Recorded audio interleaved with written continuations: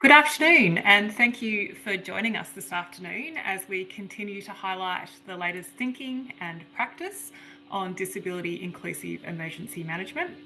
Today, our webinar is co-hosted by NEMA, the National Emergency Management Agency, the University of Sydney, and our very own Australian Institute for Disaster Resilience. I'm Caitlin Sampson. I'm Deputy Director across the Partnership of ADA and AFAC, and I'm delighted to be your host for this session. I'm coming to you from the lands of the Wurundjeri people of the Kulin Nation, and we have people joining us from all over Australia. So I'd like to acknowledge the traditional custodians of the lands on which we all come from and from where everyone joins us today. And I also acknowledge the Aboriginal and Torres Strait Islander people participating in our event today. I pay my respects to elders past and present and acknowledge the thousands of years that Indigenous people have cared for country.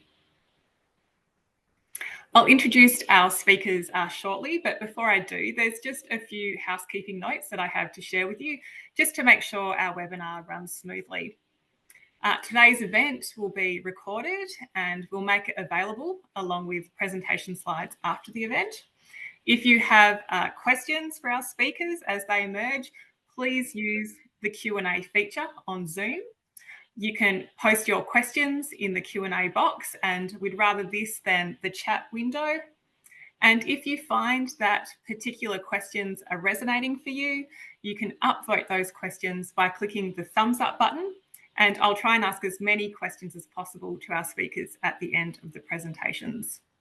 I also encourage you to use the chat window to share any thoughts or reflections as they emerge during our presentations. And just a reminder that you'll need to select all panelists and attendees in the drop-down menu so everyone here can see your messages. And as a final friendly reminder, please also remember to be respectful to each other and to our presenters when posting your comments and questions. So in today's webinar, we'll continue our journey of understanding how we can implement best practice approaches to disability inclusive emergency management. Our speakers today are leading thinkers, they're exceptional collaborators, and they're also leading policymakers in the field. They're here today to help us unpack and really to demystify the new Disability Inclusive Emergency Management Toolkit, and that was launched on the International Day of Disability in December last year.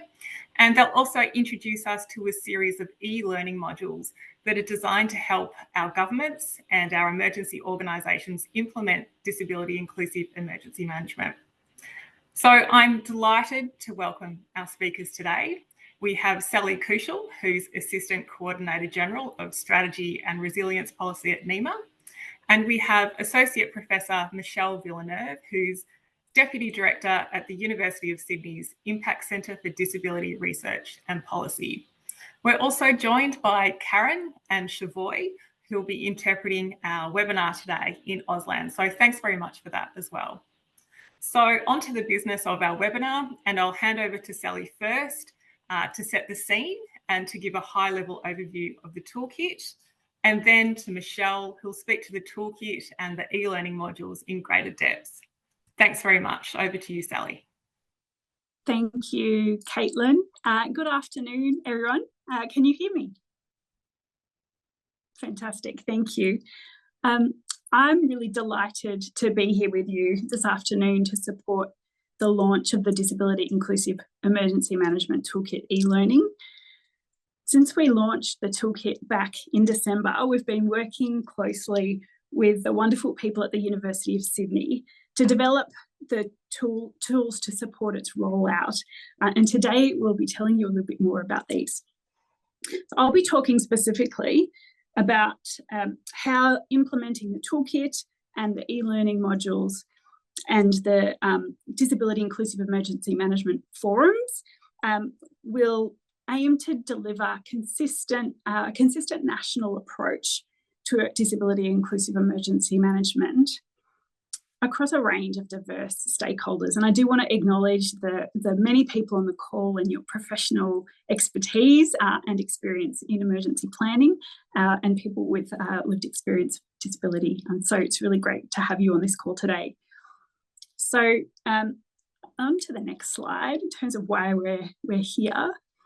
And again, to the next slide, thank you very much.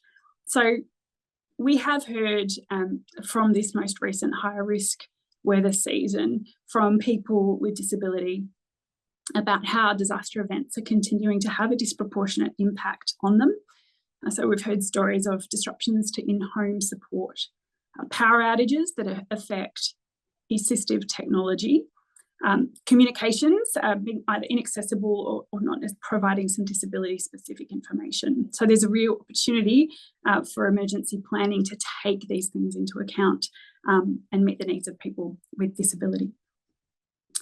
So yeah, we've seen from this most recent experience of this season that there are some gaps in the system in relation to disability inclusive emergency management, and just the priority of us being able to work together to implement the toolkit as a practical resource to help us address these issues, to ensure no one's left behind before, during or after disasters.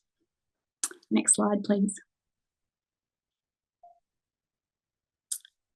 So NEMA has invested a total of $1.91 million into the Disability Inclusive Emergency Management project. We commissioned the wonderful people at the University of Sydney for Disability Research and Policy to deliver this important project. The toolkit itself was the main output of the project, and we're really excited that it is such a practical tool to guide organisations and emergency planners to be able to assess their capacity for disability inclusion and build their maturity and enhanced practices. I'm really proud that it was developed in partnership with people with disability and peak disability advocacy groups, really listening to the challenges they explained and how we can address them. And we're grateful for their involvement as participants and stakeholders in every stage of the project. So we're really pleased to launch today the e-learning modules. So University of Sydney were funded by NEMA to develop these modules to support the implementation of the toolkit. Already, we're really pleased to be hearing that the modules are helping users to put the principles into practice in emergency management and ensuring that the toolkit is better understood and able to be used across the country. There have already been over 70 participants enrolling in the modules, demonstrating strong interest and impact so far. The modules are free and they're self-paced. So they're suitable for everyone, people who work in government and the emergency services, and people who work in disability, community, health and social welfare sectors will also find them useful. Each module includes interactive activities, videos, and case studies. And you can access these modules from the NEMA website, nema.gov.au. So based on the data we've collected from participants who've completed the course, we're really pleased to hear that learners feel confident to apply the disability inclusive emergency management principles in their current roles and felt that the e-learning was inclusive, holistic and collaborative. Participants also felt confident to promote the toolkit in their organisation and with their strategic partners. So in addition to the e-learning, we're also working with Michelle's team and together with states and territories to deliver 37 disability inclusive emergency planning forums across the country for the rest of 2025. With one already having been delivered in the ACT and one in South Australia. And so these forums will help add on to the e-learning and are designed to provide practical training for emergency planners to use the toolkit. And we're really thankful to the interest and the engagement from our state and territory colleagues in participating in these forums. So next slide, please. Yeah, so what I think is really important about this is it's providing a consistent national approach across the country to support concrete actions and provide great consistency in how we do disability inclusive emergency planning in Australia. So recognising the importance of this, national emergency management ministers did endorse this toolkit for use back in November 2024, and it's also been noted by nationally by our disability ministers. The toolkit is an important part of helping to deliver on Australia's disability strategy and to support the response to the Royal Commission into Violence, Abuse, Neglect and Exploitation of People with Disability. So yeah, I'm really proud that we can have this practical tool to support implementation of those two important things. Last slide, please. Oh, second last slide, in fact. So the e-learning that's being launched today is a really important milestone to support the implementation of the toolkit. And so as stakeholders engaged with the disability community and emergency management, we really hope that this toolkit and e-learning will be valuable for you to use. We encourage you to share what you're learning with your colleagues, with your stakeholders, and encourage its uptake. As I mentioned, the e-learning modules are available for free on the NEMA website to support you in helping to advocate for it through your networks. We also hope that it will aid the peer-to-peer support between emergency management, community organisations and people with disability, and create new connections and networks so that we can better support safety and wellbeing of all Australians in disasters. So the toolkit and the e-learning modules are designed to be implemented at the local level. So by sharing these resources through your channels, we hope we can get a lot of people together to be able to identify and improve the safety and wellbeing of people with disability before, during and after disasters. We are immensely grateful to the expert advisory panel that did support this project, and that's comprised of people with disability, sector advocates and relevant government representatives, including the Australian Government Department of Social Services and the National Disability Insurance Agency. So I want to thank everyone who's been engaged in the project and attending this online launch of the e-learning modules today. And finally, many thanks to Michelle Villeneuve for her leadership and advocacy and passion in this space. We're very grateful for Michelle and all her team for their work on this project and for producing the e-learning that's being launched today. And I think that's really important to translate the toolkit from practice into action.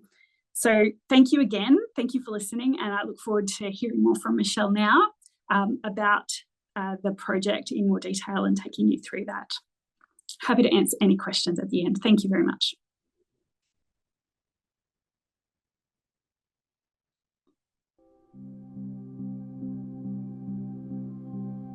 One of the best things about developing this toolkit was the collaboration, not just between government and the University of Sydney, but also with all the other stakeholders such as the disability community, the disability representative organisations, emergency planners and local governments who gave up their time to test the toolkit. The co-design process with engagement of people with disability and disability representative organisations throughout has been key to delivering a tool that will help to improve outcomes for people with a disability in times of disaster. The Disability Inclusive Emergency Management Toolkit is a product of a strong academic and industry partnership between the University of Sydney and NEMA.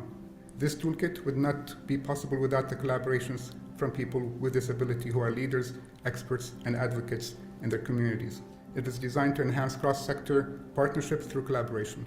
As a person with the lived experience of disability, the normal barriers that exist in everyday society become really compromised in a disaster context. You can experience increased discrimination and increased lack of access and an increased ability to exercise participation and autonomy, which is why I like a resource like this, because it enables communication to happen really quickly and the resources that disabled people need to be implemented. Those of you who know the person-centered emergency preparedness process know that that's a toolkit for individuals to make their plan. And this toolkit is for organizations, government, and emergency services to make their plans. And so we now really have the suite of resources to ensure that the collaborative action can come together in a meaningful way. It actually helps to operationalise the Sendai framework, which is the blueprint for global disaster resilience. One of the Sendai framework's guiding principles is to incorporate a disability perspective into all policies and practices, using data on disability to inform inclusive and risk-informed decision-making. So having something that's nationally consistent really helps to make sure that the support that people have in one state is consistent with another. The process of working against discrimination and building inclusive networks, it'll focus on this emergency planning thing, but actually I think it'll affect local communities more broadly beyond emergency planning as well. So I think they're exciting processes, and I hope organisations and communities and governments get behind it.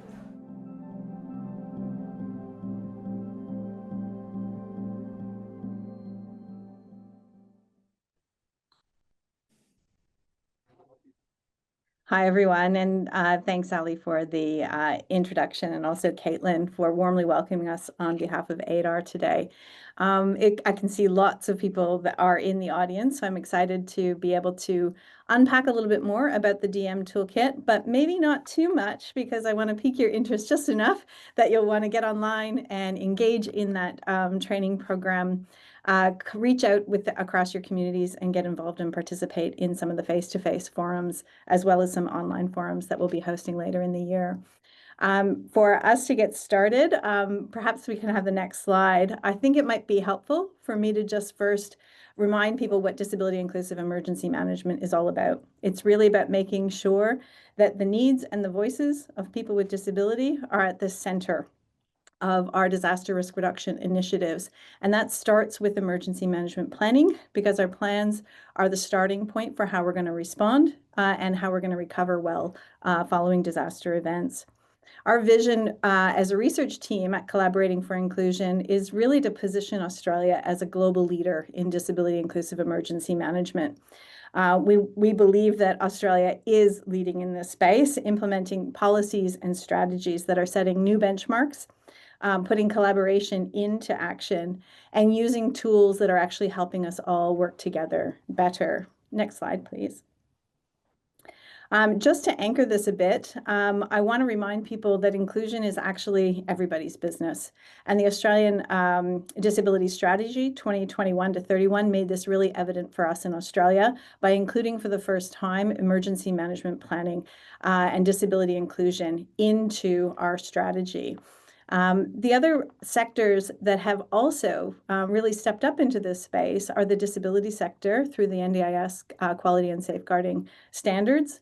And coming out next month, I suppose, or coming into effect next month, the aged care standards. Both the disability and the aged care sector are really coming into articulating what that looks like as a practitioner to be disability inclusive and person-centered in your practices as you ensure continuity of services and supports to people that you provide care and support to in the communities.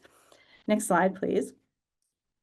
The DIEM Toolkit really allows us to define standards now, practice standards and principles for government and emergency services. So we're really excited to have been part of the initiatives, not only starting with the NEMA Second National Action Plan to implement the disaster risk reduction framework, but building a toolkit that's actually going to make sure that in implementation through our Second National Action Plan and the strategies for Australia, that emergency planners from government and emergency services are being inclusive and collaborative in that approach. Next slide, please. Our research team uses a knowledge to action co-production process, and we applied the same process in our co-production of the Disability Inclusive Emergency Management, or DIEM Toolkit. There's check marks on the first three phases, but I'll quickly review that for you. The first phase started in 2022 where we initiated a 3-part scoping study. Our team had been looking at the role, capacity, tools, and training needs of people with disability and their advocates themselves, as well as community disability and a range of health organizations across the community. But in this project, we took a real focus on the emergency sector itself to conduct that 3-part scoping study. From there, what we did was we engaged in national consultations that were inclusive of all groups, people with disability, government, emergency services, community and disability providers across Australia. Through those national consultations, it was really a checkpoint. How is this 3-part scoping study that canvassed what's happening across the world resonating for you here in Australia? And so phase 2 in the national consultation report that is available for sharing, you can see that on the website that we'll share later, really highlighted the worries and concerns that people are having across jurisdictions. Then phase 3 really focused on the co-design of the toolkit that, as Sally mentioned, and as the video showed, was launched last December 3rd. Now here we are in phase 4. It's one thing to have a toolkit, and it's another thing to build confidence and capability to implement that toolkit. So that's what we're focused on this year. And I'd like to share a little bit more, both about the toolkit and the strategies for how you can get involved in using it. Next slide, please. To understand and really get involved, I think we really have to come to terms with the idea that our plans are interconnected. So individuals, organizations, and communities, these plans operate in concert with one another. It all begins with self-assessment and self-awareness. And so all of these tools in the suite now of tools to engage in person-centered and disability-inclusive emergency planning processes ensures that everyone's taking a step back, self-assessing where they're at in order to take their next step forward in that process. Next slide, please. We need tools that can actually help us do that work together. And so the questions that we're going to focus on in this webinar today to help unpack and link you specifically to those tools are these 4 questions, really. What can people with disability do for themselves? Actually, what can everybody do for themselves? And what do they need support for in emergencies? How prepared are service providers? How are the organizations able to continue their services? And what are their potential contributions to risk reduction with everyone they support? How inclusive are our emergency plans? And how can we be guided to develop more effective practices, particularly for community level plans? And then I guess most importantly across all of this, how will we begin to measure the outcomes and the impact of our inclusive practices? So I'll take you through this a little bit and talk about who each tool is for on the next slides. Thanks. Our DIEM education and implementation strategy focuses, as Sally mentioned, on 2 strategies. One is the open access e-learning modules, which you can find both on the government's website, as Sally indicated, as well as on Collaborating for Inclusion with the website on the slide for you. We're also engaging in face-to-face forums to help stimulate and activate those conversations and awareness about the toolkit across community and build some of those local champions in each of those communities across Australia. Next slide, please. The open access e-learning has 3 modules in it. So just to give you a bit of a flavor for that, the first module gives you an introduction to the toolkit itself. The second module focuses on and helps you engage in your own maturity self-assessment process. And the third module helps you work toward action planning. And I just wanted to put a shout out to the nearly 770 learners so far who've engaged in those open access e-learning, and encourage all of you guys to join along, share the information, and please share with everyone else you think who needs to get involved in learning about emergency management and its inclusive approaches. Next slide, please. The DIEP forums that we're going to undertake on a face-to-face level across communities is really a workshopped approach, and it's about bringing multiple stakeholders together face-to-face, having some of those hard conversations, puzzling over some of the challenges to disability inclusion, as well as unpacking what are the actual opportunities when we come and work together and collaborate for inclusion. And so it's really about activating our individual and our shared roles and responsibilities in this space. And on the map there, you will see that we have a number of forums planned ahead of us, and that just gives you an indication of how busy our team will be, crisscrossing Australia and engaging with many people across the country. Next slide, please. I want to just remind people that the new toolkit is actually built on the foundations of person-centered emergency preparedness, which is a toolkit that we began building since 2017, implementing across communities. And I'm sure online we have quite a number of people who've undertaken the PCEP course and are facilitating person-centered conversations across their community. Next slide, please. I just wanted to let people know, although we're not talking specifically about PCEP today, it is really a foundational piece to making sure that we all, individuals, ourselves have a plan, and that we're prepared to support and facilitate preparedness in other people who may need additional help and support to get a plan that's tailored to their support needs and risk situation and communicated with the people that need to know, so that we all know how we're going to act together with our support networks in an emergency. So for those of you who haven't heard about it, feel free to follow the person-centered emergency preparedness links and learn about how you yourself can be part of the process of putting your own oxygen mask on first and making sure that you have a tailored plan and can start really engaging effectively with others in inclusive emergency management. Next slide, please. Since 2022, we've been building the corresponding tools for organizations and community level planning processes. So I want to focus on that middle tool and that middle question: how prepared are service organizations and what are their potential contributions to contribute? Now, just as a highlight, we've built the Organizational Emergency Preparedness Profile, or the OEP, which I'll highlight in just a second. But before I do, I want to just say that this tool, this seemingly simple tool, I hope it will seem simple to any organization who picks it up and begins using it. But I want you to appreciate the nearly a decade of research that our team has been engaging in, both building and contributing to the evidence on the role, the capacity, the tools, the training needs, and the important role that a wide range of service providers have in emergency management planning, both for service continuity for the people that they support, but also thinking about the duty of care to their staff, as well as the incredible contributions they can make to inclusive emergency planning at the community level. And our emergency sector, our government emergency services, need to know what you know and what you're able to do. And really, that's what the OEP is helping us to unpack. Next slide, please. Just briefly, I wanted to highlight what you'll find if you open up the OEP. You'll find that there are 6 sections to it. It will help you get a profile of organizations, and the section 2 and 3, which are probably closest to my heart, it will allow you to self-assess how prepared are you as an organization to continue the supports and services that people rely on, and how ready are you to support and link those plans to the personal preparedness of the people who use your services. Number 2 and 3 have each 8 and 9 items that help you unpack what you're already doing and what you could be doing in the future. And true to the self-assessment approach of that tool, we've encouraged people to see that as a stepping stone. So if you're already doing the item above, but not the one below, then you know already what next step you could start working towards.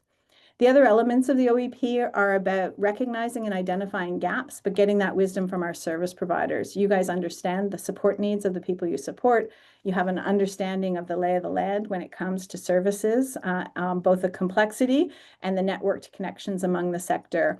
And so that tool will actually help to deliver information to government emergency services about what you're concerned about in terms of gaps, how you would like to share information, and the ways that you can best collaborate with government and emergency services to make sure that your knowledge and resources are used effectively as well.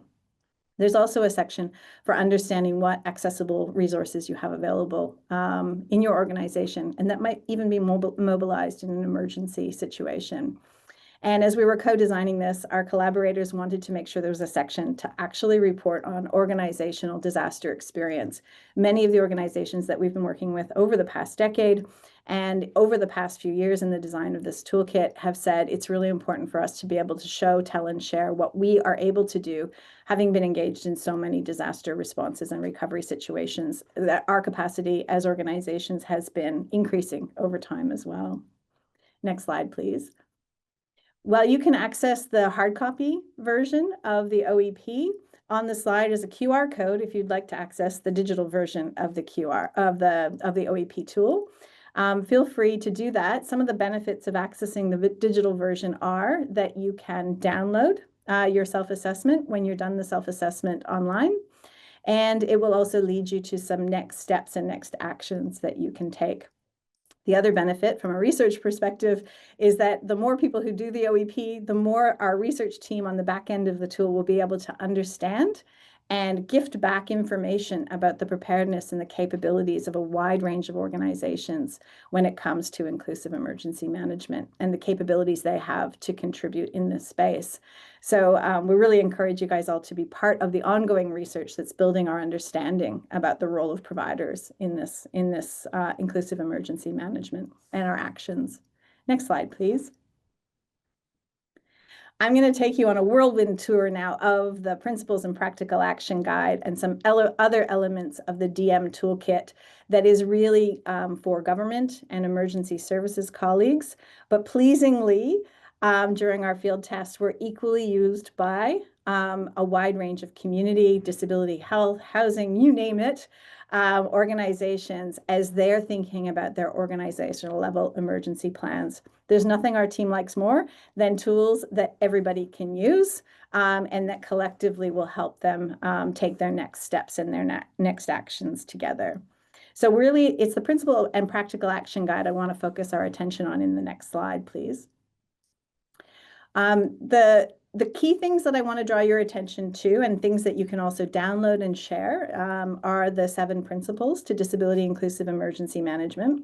What I want you to notice for today is there's an and between every one of those principles: autonomy and safety, person-centered and strengths-based. And I just wanted to highlight as an example, accessibility and quality. As you look deeper into the principles, and I hope you'll all do that by downloading and engaging and maybe having some dinner conversation about those 7 principles tonight, think about accessibility and quality. It's one thing to have an accessible environment, and it's another thing that that environment be useful, comfortable, have a sense of belonging to people who use it, and ensures their safety in emergency situations. So I really encourage you guys to look at the principles-based approach and how you might think about and contemplate those in your practices. The e-learning unpacks each of these principles and provides depth of examples of how we're doing this already in the Australian context, and really calls upon you to embed that into your practices. Next slide, please. The other thing you need to know about the DIEM Toolkit is it's actually based on these 3 practice standards: inclusive planning, strategic partnerships, and accessible resourcing. So inclusive planning really focuses on the support requirements of people with disability and making sure that not just their support needs, but they themselves, their representatives, are at the table in that planning for emergencies and that whole process. Strategic partnerships really focuses on the cross-sector collaboration that must happen to bring that knowledge together so that we can actually take our share of the responsibility: service continuity, individual supports and plans, and contributing at a community level when we need to during emergencies. And accessible resourcing. Accessible resourcing is really about the potential to pre-plan to keep people safe, but also the potential to deploy accessible resources when they're needed during emergencies. And to do that effectively, we first need to understand what's available across our communities. We need to understand how accessible it is.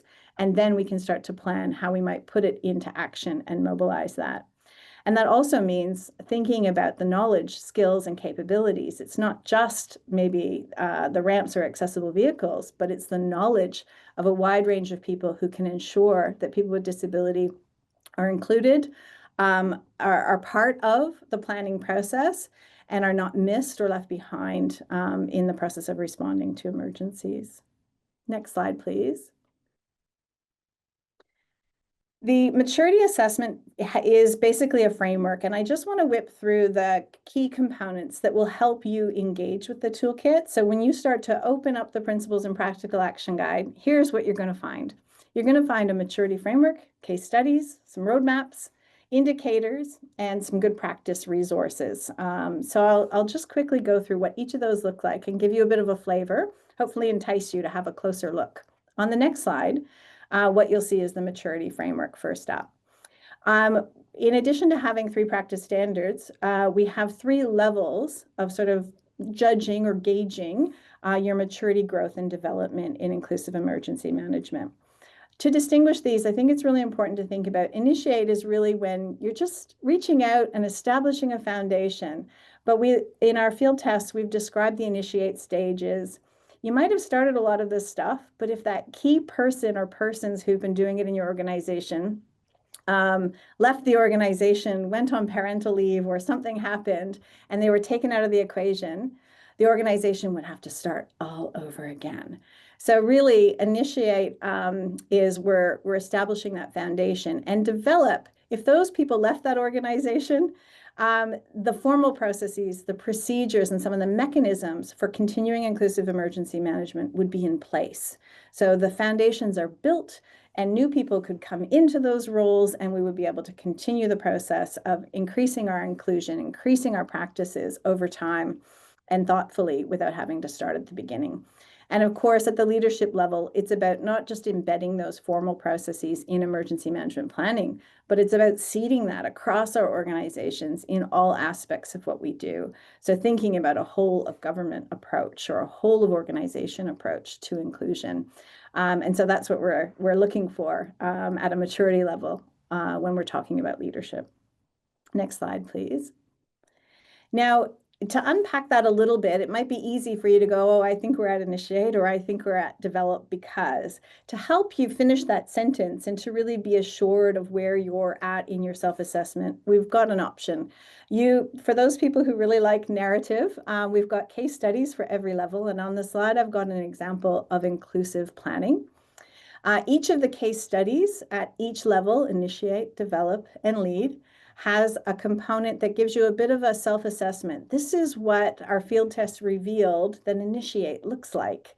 So these composite case studies give you a bit of an understanding of what that looks like for other organizations. And you can kind of judge yourself by reading that narrative and thinking about whether you're doing that, not quite doing that, and maybe even seeing elements of what you do across the various levels as you're trying to judge where are we and where do we need to get to next. Those case studies include some key challenges as well as some goals to help you get your head in the right mindset with that self-assessment process. Next slide, please. The other thing we've done for those who like tick boxes and checklists is we've created a roadmap. Some people like to zoom back and see this all at once. And so we have a maturity roadmap for each of the practice standards. This is an example of strategic partnerships. All of strategic partnerships at all three levels is kind of in one checklist, and it has comprised of some distinct elements and some key actions. One warning though, checklists are great, but as soon as you box things up, you realize that they don't package up so neatly and that there's lots of other things we could be adding to this checklist. So we really encourage people to go between the roadmaps and the case studies as you're judging and self-assessing where you're at in your maturity levels. Next slide, please. Now, if that wasn't enough, we've built some indicators. We don't encourage you to use the indicators to self-assess. What we encourage you to use the indicators for is to begin to set SMART goals, measurable goals, and think about how you're going to track your improvements over time. So on the slide, I've got an example of the indicators under the accessible resourcing standard. And you'll see that there's the definition for that standard along with 4 indicators. And each of the 3 practice standards has 4 indicators each. Again, just a reminder that this is one of the newest elements that we need to put to the test. So we're really looking forward as we roll out this toolkit to understanding and learning about maturity levels across the country, and also helping to tweak and refine how they might be measured by looking at our indicators more thoroughly over time. Next slide, please. Now, if the indicators weren't enough, we also have a resources map, and there's a QR code there for you to access it because it's best used as a digital document.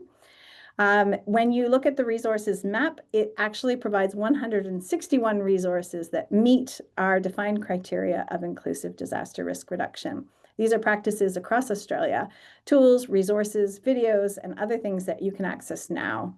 Next slide, please. When you go to the resources map, you can see who's leading in the work by sector, disability, community, emergency, government, or research sectors. And notice the size of the bubbles gives you an idea of how many different types of resources and which engagement we're seeing by those various sectors in the work. Next slide, please. You can also look at those resources in terms of the delivery format. Are you looking for a video, a case study, some preparedness tools? Are you looking at learning how people put preparedness support into action? You can look through the resources guide to help you access that. All of that is digitally linked for you, so it can go right to the source of that information, take you to the websites of our colleagues across Australia who've been doing this good work, and learn from them and their practices, and even reach out to them and connect with their networks. Next slide, please. The whole self-assessment process in the DIEM is really based on having a stepwise process, so you don't get overwhelmed and so that you don't overwhelm other people. And we'd like to really remind you that this is a collaborative process that we really encourage to take place in a conversational format in dialogue with other people. Now, I'll just give you a quick show of what happened when our Singleton Council, big shout out to Singleton Council here in New South Wales, who took the DIEM Toolkit for a road test. On the next slide, you'll see just a bit of a flavor of our working with the Singleton Council and their working with their communities. The case study is actually online, so I won't go into great depth, but I will tell you that it started with really reflecting on the hazard context, the demographics in the Singleton Council area, the industry and the infrastructure that they need to support in that area, but also the opportunities and capabilities of the people, their social infrastructure, if you will, and in particular, the networked connections through their community resilience network that Singleton Council was already building before we were field testing the tool with them. Next slide, please. Spoiler alert, here's Singleton Council's self-assessment of their maturity. They did this by each assessing individually using the toolkit, the case studies and the roadmaps, and then they brought their individual self-assessments together in a conversation. When you see the case study online, we'll unpack exactly how long that took for them to reach some agreement on where their maturity was and how they came to the conclusions about being at mostly the initiate level across the 3 practice standards that you see on the slide there. Next slide, please. The other thing Singleton Council did was they looked at the priorities for action that came out of our research around that's published in the DIDRR framework and toolkit. And those 6 areas are really the pinch points for people with disability when it comes to disasters. I'll come back to those pinch points in a minute. On the next slide, our Singleton Council colleagues were looking at, well, if we're at the initiate level in these areas, what are the actionable steps we can take now to get to the next place? So one of the key things they decided to do was that they would review their emergency management plan, and they would look for where is disability included in that plan. How can we strengthen how disability is included, how we talk about disability in that plan, and how we make provisions for the supports for people in our community inside our community level plan. So that's an action that's still in progress. The other thing that they did was look at how can we leverage our community resilience network better, improve our understanding of their organizational emergency preparedness, and together work with them to help start mapping our accessible resources across our community. Next slide, please. Just to tease you into having a closer look at the Singleton case study that's on the website and part of the e-learning modules. This is a wealth of information that came out of a workshop that Singleton Council had with some of their CRN members. And I think it gives you an idea of the kinds of information that you can learn together with your organizations across your community, and how you can build on that knowledge and share information 2 ways when you begin to understand how prepared these organizations are to support themselves, their staff, and the people they support during emergencies, how they already engage in personal emergency preparedness with the people they support, what assets, knowledge, and skills they have within their organization that might contribute to filling some of those gaps in emergency situations. So on the next slide, you'll see, again, just a reminder that you too can self-assess your organizational emergency preparedness, take your own steps. But I would say the most important thing you need to do is communicate what you've learned, warts and all, about your organizational emergency preparedness with your government and emergency services in your local community to forge that 2-way learning between each of your organizations. I'd just love to take us, if it's okay, Charlotte, to the fieldwork video so people can get a flavor of what it is like to implement the toolkit before I finish up. Thank you. If we don't capture the voices of people with disability, we can go ahead and continue with the best of intentions. We can create these plans that we think are going to be inclusive, support emergency preparedness or reduce risk. But if we didn't do the initial consultation, then our best intentions might fall flat. The maturity framework, I found that a really useful tool to really self-assess thoroughly and think about where you're sitting now, what journey you've been on so far and how you can improve and do better moving forward, and it just creates that extra layer of thinking around the different levels of maturity and what that means. It was really quite interesting when we were looking at the maturity tool and considering the lead category. It became really clear that for us, to hit that category, it was more actually about embedding inclusion within our organisation as a lens almost over everything. But it was the embedding piece that I think actually that would really put us into that category.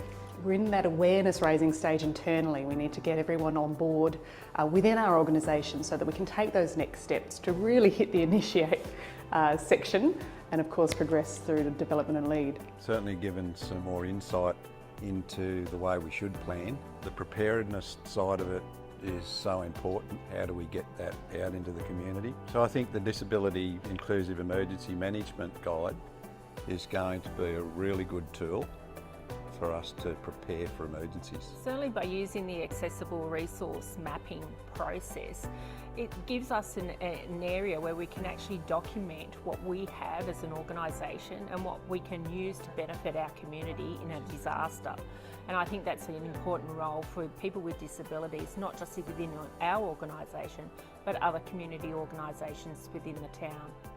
The guide would assist in trying to coordinate agencies to work together to further assist people with disabilities. It's more about information and knowledge, so we're not reinventing the wheel over and over again. I think we have initiated and we are starting to develop a lot of good systems and processes, but there's a lot out there that we haven't tapped into that we should be able to. I think this tool is a valuable resource for other councils to adopt or to use in order to work out their gaps and also to enhance their strengths. I think it's also going to be a good tool to help us work with our teams and lead our teams to articulate what that maturity means and what steps we have to take to get there. And I really like the tool for those reasons. I think it's going to be hugely useful for us in our day-to-day work on emergency planning.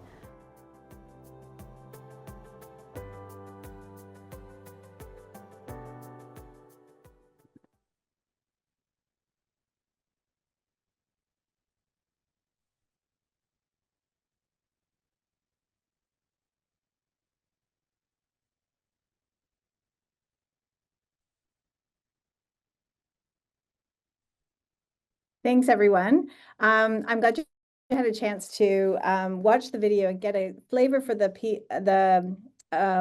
field test and the work with our councils in particular and their networks in putting the DIEM Toolkit into action.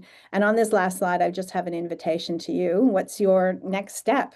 Are you going to start with a person-centered plan and conversation around the dinner table tonight? Are you going to have conversations around the water cooler in your organization about how prepared you are as an organization to prepare the staff and the people you support? Are you going to start looking at your emergency management plans at a community, district, region, state level and start thinking about how inclusive those plans are? We really welcome you to this whole suite of resources and are excited to be able to continue these conversations with communities this year. Thanks so much, Caitlin.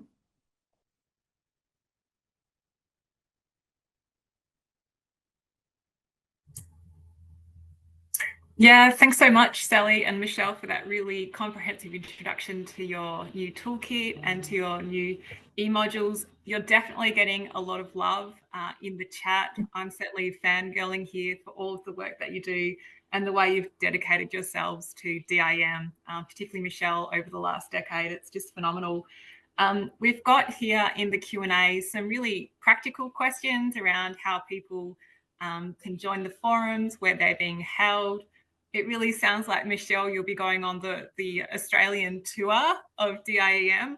I'm wondering if there's a global tour booked in. So Jess, do you have any anything to offer in terms of that practical information, how people can join, where they'll be taking place, what people can do if they're not necessarily in their local location? Yeah, I think there are some really practical things to think about because not everybody can join one of these forums. It's not practically possible for us to reach every single Australian. So we are trying to get a good representation across communities.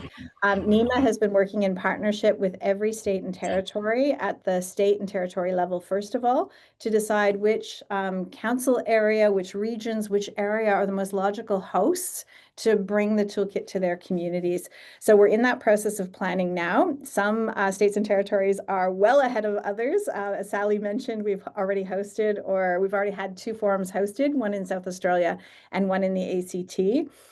If you want to get involved, I think that what you could do is reach out both to the NEMA team, and we could put that email in the chat, but also to the Collaborating for Inclusion team, and we can put our Collaborating for Inclusion email into the chat. Link you into the local hosts in your area, learn about who's interested in attending, and help make and forge those networked connections for invitations. And also link people in through our expert advisory panel to make sure that both of our representatives, particularly the disability and advocacy organizations, are aware of the interest across the community and connecting people up. So really happy to share that. As we progress these forums, please note we'll be sharing where we're going and what we're doing and the reports from the forums on the Collaborating for Inclusion website. So everybody will have an opportunity to follow along what's happening.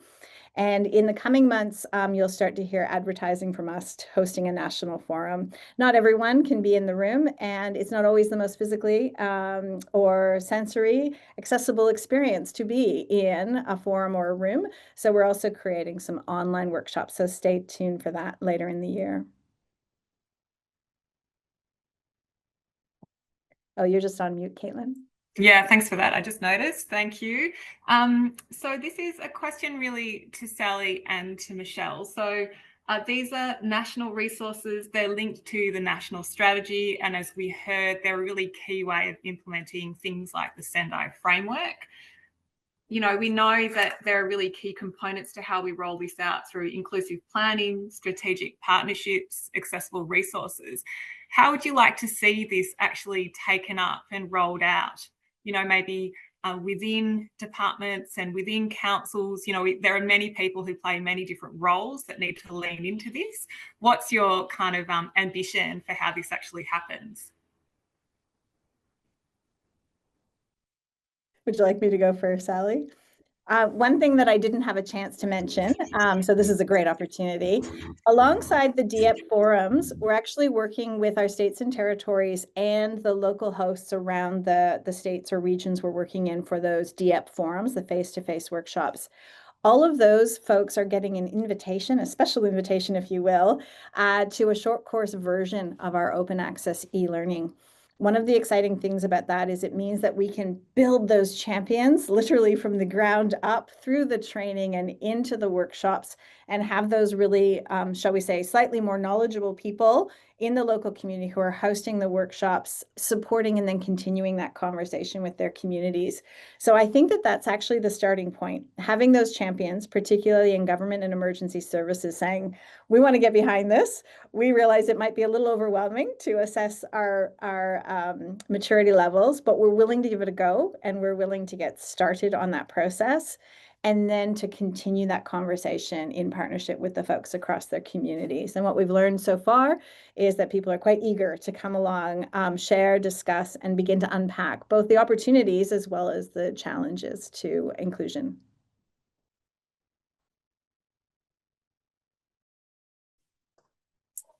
Yeah, and a chance for Sally to add to that as well. Yeah, just I think I'm really appreciative of the interest and the engagement from the participants today, and just the broad work that Michelle and her team are doing across the country. So just in terms of that vision for this being something that at all in all local government areas, all different levels of government, sort of this thinking is just becomes business as usual in how we do our work, and with the broad benefits that brings. So that would be terrific if we could get to that point. And the forums that are being rolled out initially are the sort of one way that we're hoping to promote that, together with the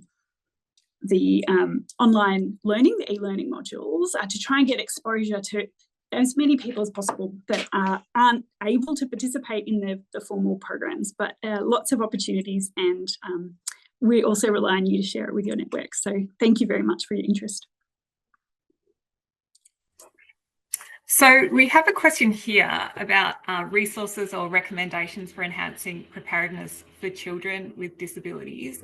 And I suppose this is a springboard into the resources you have and the discussion you have in your resources around intersectionality and inclusivity. We'd love you to comment on that, Michelle, and speak to, you know, how we can kind of look to the future and kind of engage with these issues more. Yeah, actually, I really appreciate that question. I think, again, starting with that person-centered stance, remember, person-centered and strength-based, the #1 principle guiding disability-inclusive emergency management, means we actually need to contextualize this where we live, where we work, where we play, with the people we engage with on an ongoing basis. So if you work with children and young people, please translate that into the work that you do with those populations. Just quickly, at our South Australia forum, we had the education department along. They're already puzzling over and working in concert with teachers in schools that are inclusive of children with disabilities, and looking at making sure, how can we translate this into our plans and our practices when we're talking about a school level emergency plan. So I think there's definitely something in it for everyone, and we've had quite a wide range of stakeholders in these conversations to help figure out how they're going to translate it into their planning processes in collaboration with others. Amazing. And we're close to time, so I'd love to finish with some words of wisdom from both of you, because we'd love to be able to tap into your extensive experience and knowledge around disability inclusive emergency management. And for people who are stepping into this space for the first time, what do you really recommend they do in that first instance? What are some of the greatest challenges that you think they'll encounter? What do you think some of those greatest opportunities are? And what are the real rewards of really engaging deeply with this space and with your toolkit? Would you like to go first, Sally, or would you like me to? Please, you go first, Michelle. Well, that's a really big question, Caitlin. I probably have so many areas I could go to, but I think, simply speaking, I think the first thing people can do is take it one step at a time. Engage with the resources in that genuine self-assessment way, just to figure out, where am I? Where is my organization in this space? And try not to jump too far ahead of where you are. I think that's where people begin to overwhelm themselves, begin to see this as a wicked problem, and then want to pass that problem over to another person or another stakeholder or a sector. I think the way that we can really sit with it is to engage in our self-assessment genuinely and realistically, and then go from there to take the next step in line. And then I guess if I could say, if I could give advice to all of the people online that come from multiple sectors, is to just genuinely and with great humility enter into those conversations. Not everyone with disability will understand our emergency management arrangements. Not everyone in the emergency sector will have first lived experience or exposure to disability. Organizations are in this middle ground where they know a lot and have a lot of networks, but feel overwhelmed and, stretched in a million directions. So engaging in that genuine conversation with humility, saying this is actually how we could work together. I think that's where we're going to get the biggest traction in moving inclusion forward in this space.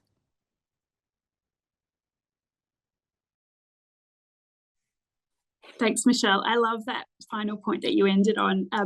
I think the project itself really embodies that humility in terms of its design and really listening and learning. And that's one of the things I feel really proud of for our agency in this is the people who've been involved have really had a genuine curiosity and a desire to improve outcomes for people with disability, and to listen and take advice about how to do that and what they would find helpful, what emergency planners would find helpful. So it's been designed with the end users in mind, and getting better outcomes for people. So yeah, that willingness to listen, to collaborate and to bring that spirit of humility to it. I think that's a really lovely point, Michelle. But so much opportunity, and so that, you know, when we next face these big disasters as they come through, we have the confidence to know that our communities or all parts of the community have been thought of and their needs are considered in the plan that can then be put into action. So thank you.